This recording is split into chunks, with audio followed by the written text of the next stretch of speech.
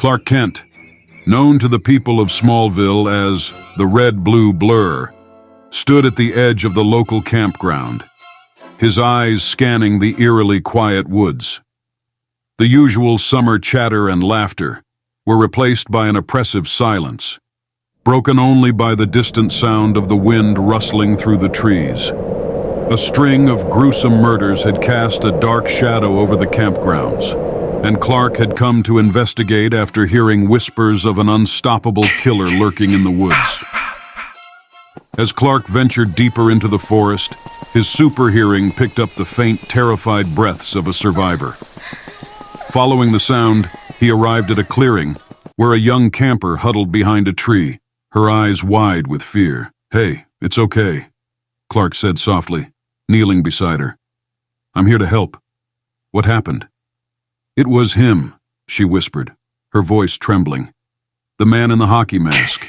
He was unstoppable, like he had powers." Clark's eyes narrowed. "Where did you last see him?" She pointed shakily towards the lake. "By the water. He was just standing there." Clark nodded and stood, his jaw set with determination. As he approached the lake, the air grew colder, and he could sense the presence of something unnatural. Suddenly, from the mist, a hulking figure emerged.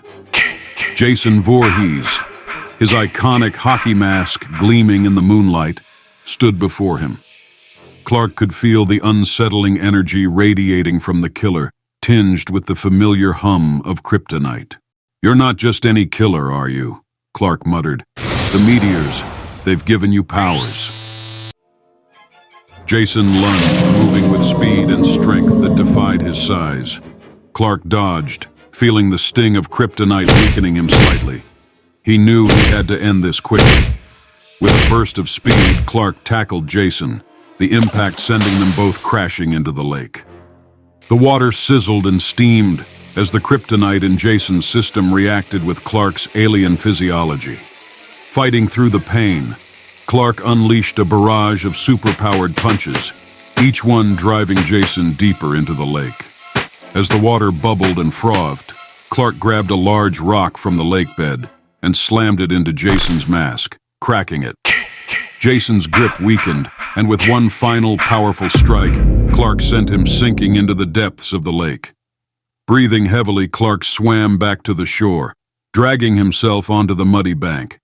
He watched as the water slowly calmed, the last traces of Jason Voorhees disappearing beneath the surface. Clark knew this wasn't the end.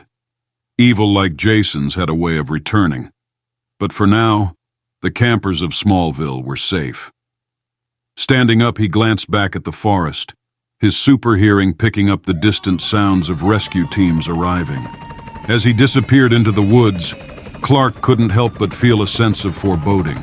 Smallville had faced many threats, but with the meteor infected out there, he knew there would always be new dangers lurking in the shadows, and he would be there, ready to protect his home from whatever came next.